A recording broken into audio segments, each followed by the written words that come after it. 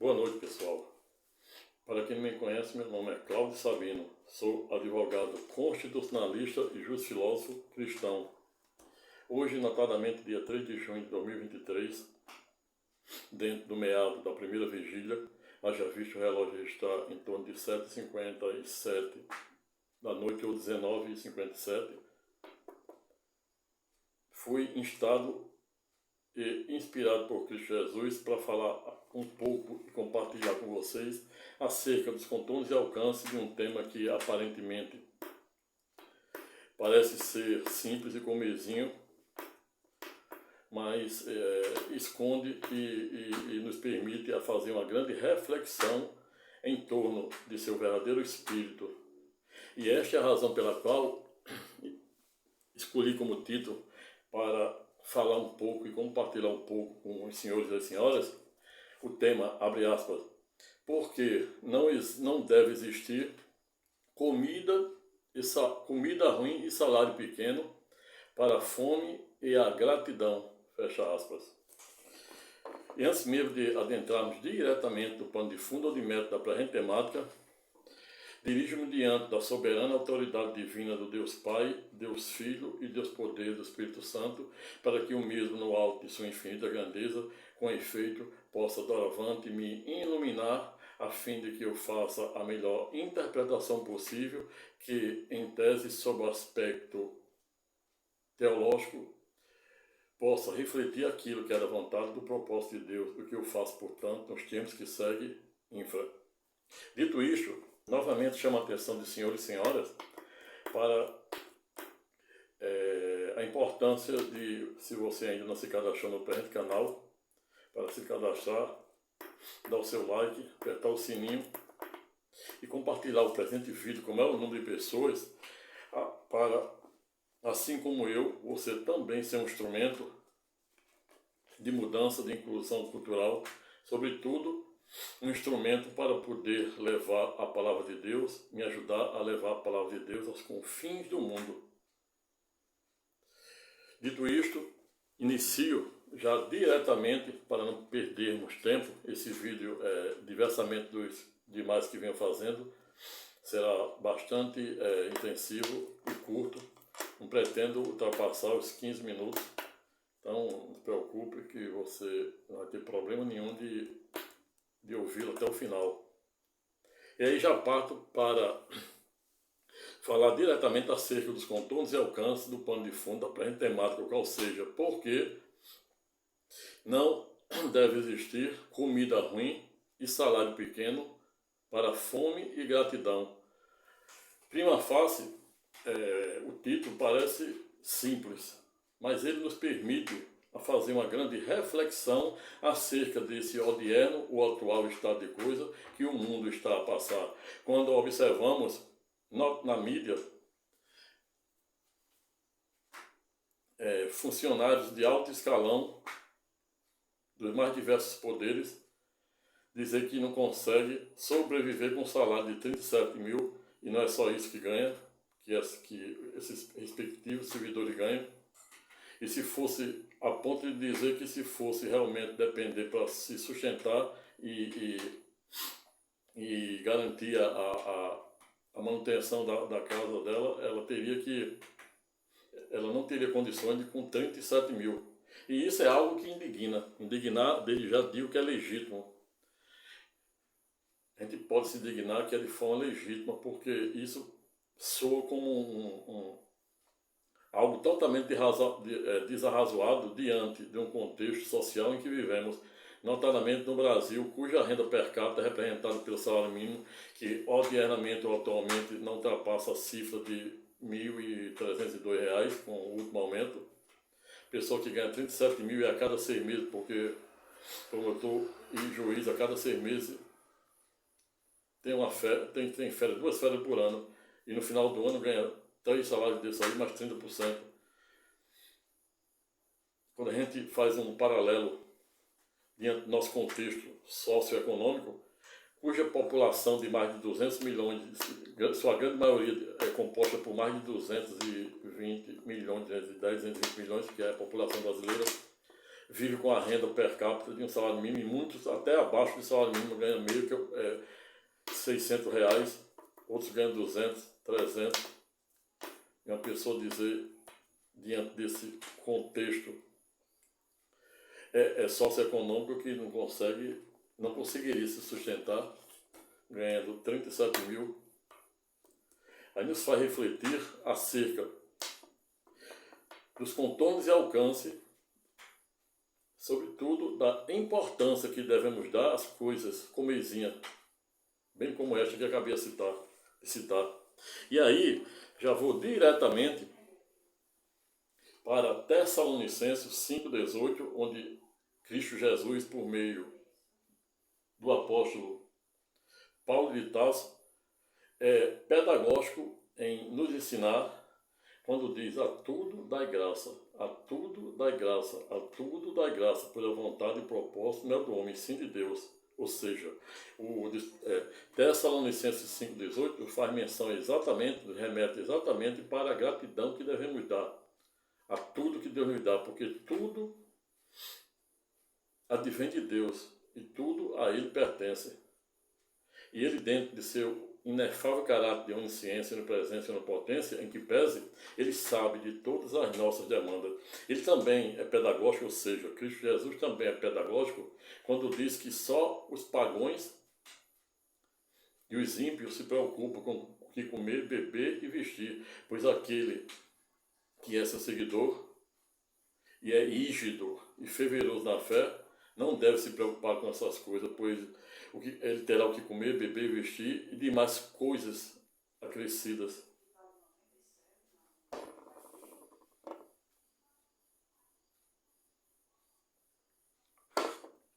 Nessa perspectiva tridimensional, portanto, quando compulsamos João 6, capítulo 6, versículo 9 a 13, combinado com Mateus 14, 13 a versículo 21, em ato contínuo, observamos aquela transcendental passagem que Cristo Jesus volta do mar, sai do mar e encontra aproximadamente 5.000 pessoas famintas, literalmente famintas, e na ocasião encontra uma criança com um cesto com 2 peixes e 5 pães. E ele olha aquela ínfima quantidade de 5 pães e 2 peixes apenas e diz: o que é isso para tantos? E aí ele pega o pão, dá graça a Deus e o reparte, aquele símbolo, pega o pão e o reparte. E aí é onde mora realmente, moral da história, onde está a verdadeira essência desta passagem. Cristo Jesus pegou o pão, quando viu aquela multidão, notou de plano que, a ponto de dizer: o que é isso para tantos? E aí pega o pão, dá graça a Deus e o parte. E aí entrega os discípulos e pede para fazer o mesmo. E quando eles partem, a partir do momento, cada partida que faz naquele pão, ele se multiplica. Então, na verdade, não obstante a literalidade dos respectivos dispositivos, a saber, João 6, versículo 9 a 1, combinado com Mateus 14, 3, 21, tem lá em Jó, tem por diversas outras passagens de outros apóstolos falando, né, e repetindo essa mesma passagem. Mas para que o vídeo não fique mais extenso, que já vai quase com 10 minutos, eu me resumo apenas a citar Mateus e João, que a verdade, a essência é a mesma. E aí, neste momento, a gente observa que, para além de haver uma divisão, também existe uma multiplicação. À medida que Jesus parte, entrega para os seus discípulos para fazer o mesmo, e partindo os 5 pães, até ele ia produzindo, de forma que se multiplicou tanto esses 5 pães, à medida que ia partindo, ia produzindo pão, como se fosse uma fábrica, deu assim em série, produzindo pão. a ponto e os peixes, por simetria, pediu para fazer o mesmo, de forma que apenas 5 pães e 2 peixes foram responsáveis para Jesus multiplicar e saciar a fome de 5.000 homens, de 5.000 pessoas que existiam ali naquele momento. E essa é a razão pela qual, desde já, portanto,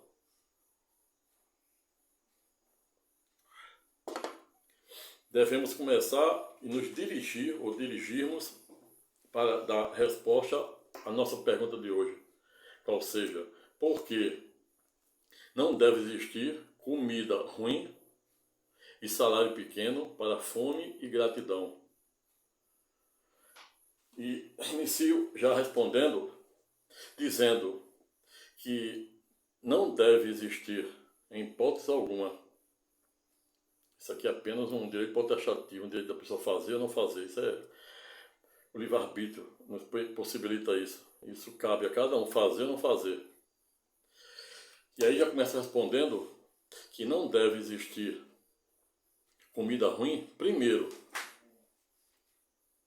porque por pior que seja a comida,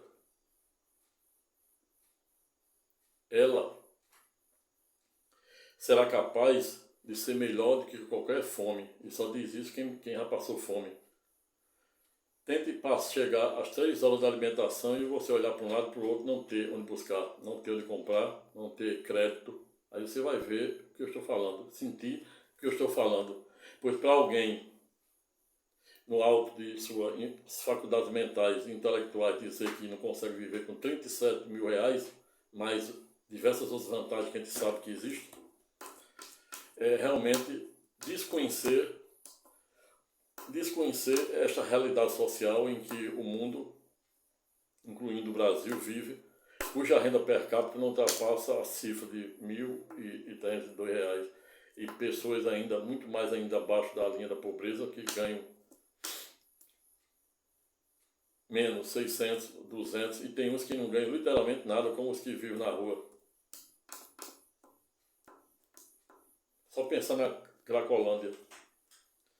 É só pensar nas grandes metrópoles brasileiras e no mundo também, porque eu me lembro bem a mente aqui a época de Buda, que era um príncipe que aos 17 anos abdicou tudo, o trono, que morava no castelo luxuoso no Nepal, nunca tinha pisado nem fora do castelo. Aos 17 anos resolve chamar o motorista para visitar a parte exterior do castelo e começa a ver, a partir de seus 17 anos, o mundo exterior. E começa a observar que existia mendigo na rua, gente passando fome, e ele resolve, a partir de então, abandonar sua vida de príncipe, de rei, de príncipe do Nepal,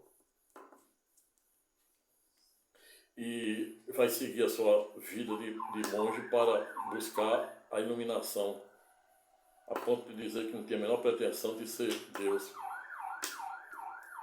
Mas voltando para a temática e pano de fundo de hoje,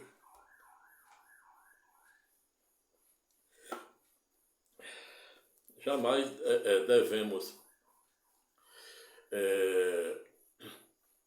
jamais deve existir comida ruim diante de fome.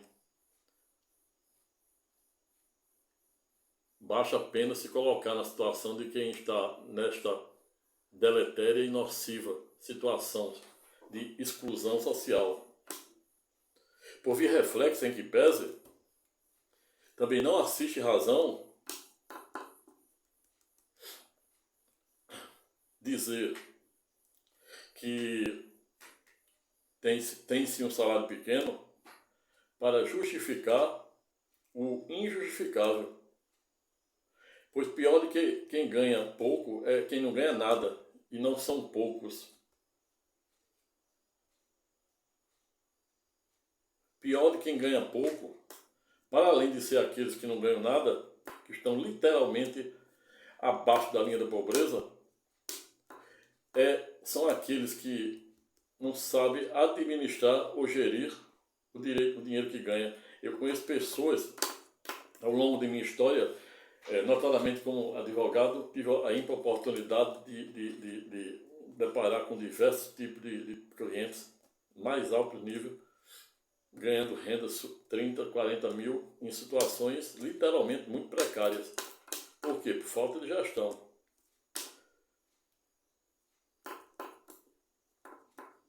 Tem uma premissa que diz que quando a gente não consegue ganhar mais, a gente tem que reduzir o que a gente ganha. E quando a gente reduz os custos, a gente está literalmente ganhando mais. Por quê? Porque a gente não vai ultrapassar o orçamento.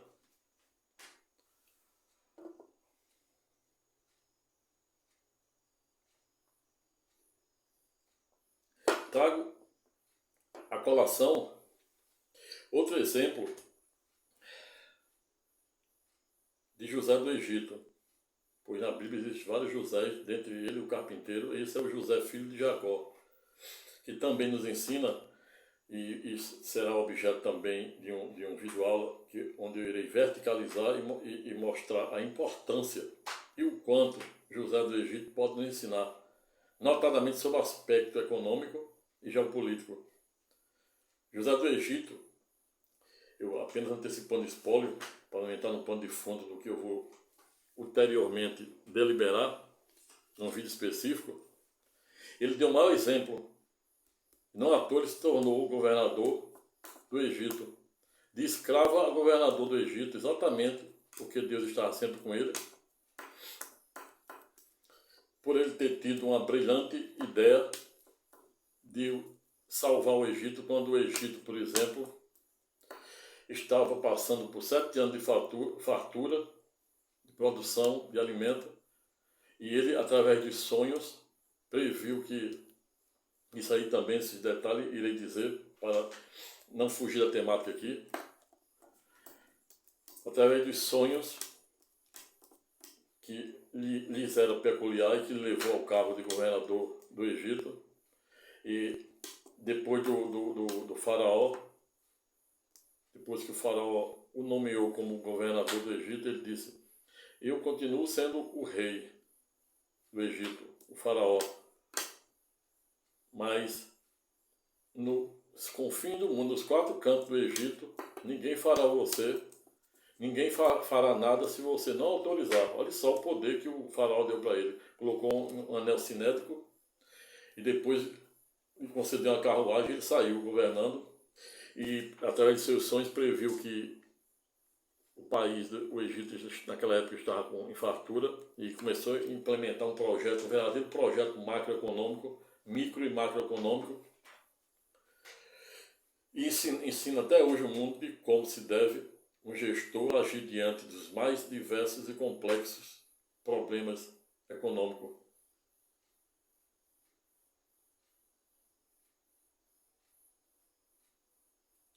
Em síntese, porque não deve existir comida ruim e nem salário pequeno para a gratidão. Porque para a gratidão devemos sempre aplicar e sempre lembrar de Tessalonicenses 5,18, que Deus é pedagógico em nos ensinar, no sentido de dizer que devemos dar graça, tudo dá graça, pois a vontade e o propósito não é do homem, sim de Deus. Também não deve existir comida ruim e nem salário pequeno, exatamente em razão de aqueles que, em tese, por alguma razão, por algum viés político, filosófico, ideológico, religioso, dizem que não vão comer determinada comida porque a comida é ruim, é porque eles não passaram por fome ainda. E há quem diga ainda, há alguns céticos que devem estar já do outro lado, dizendo: e onde é que fica a minha dignidade? Eu sou obrigado a comer comida ruim? E aí eu respondo para o eventual cético que a gente não pode, infelizmente, agradar Deus e o diabo. A gente tem que tomar partido. A gente não pode, por exemplo, o verdadeiro cristão, na acepção jurídica do termo, ele tem que ser fervoroso. Ele nem pode ser morno nem frio. É como a fé, como defende Tiago, o apóstolo Tiago. Diz que a fé ela tem que ser completa, ela tem que ser verdadeira. Ela não pode ser como flutuante e vibrante, oscilante, inconsistente como as ondas do mar. Por simetria, é assim que deve ser a nossa fé. Então, para aqueles que dizem, e onde é que fica a minha dignidade? Por mais que eu reconheça o princípio e valorize, inclusive aplico nas minhas defesas diariamente, mas dependendo do contexto, não deve haver a supremacia da dignidade dentro desse contexto que eu estou a falar, em detrimento da fome, pois a fome deve prevalecer, ou seja, a sede de saciar a fome deve ser maior do que a dignidade, a suposta dignidade nesse momento. Razão pela qual finalizo dizendo que não existe razão para alguém reclamar de comida ruim,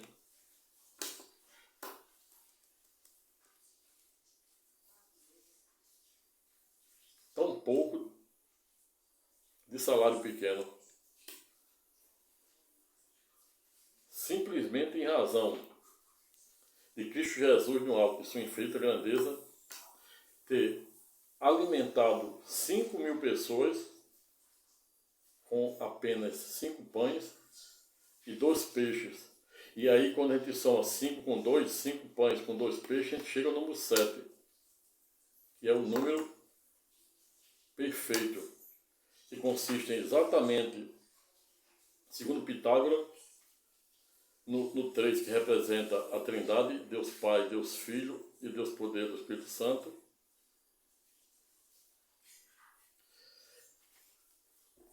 com a soma dos 4 elementos da natureza, a saber, a terra, a água, o ar e o fogo. E o que nos consola mais ainda, para finalizar, é eliminar a certeza de que, por simetria, não obstante Jesus ter alimentado 5.000 pessoas com apenas 5 pães e 2 peixes, em que pese Jesus no final de saciar expressivos 5.000 pessoas com apenas 2 peixes e 5 pães, fora literalmente pedagógico para as respectivas pessoas, que pegasse toda a sobeja, ou seja, o que sobrou dos pães, e guardasse. Ato contínuo nos ensinando que devemos ter disciplina financeira, que devemos, assim como José do Egito, guardar para nunca faltar o que comer amanhã. Obrigado, pessoal. Por hoje fico por aqui. Até a próxima. Fique com Deus. Hoje e sempre. Amém, amém, amém.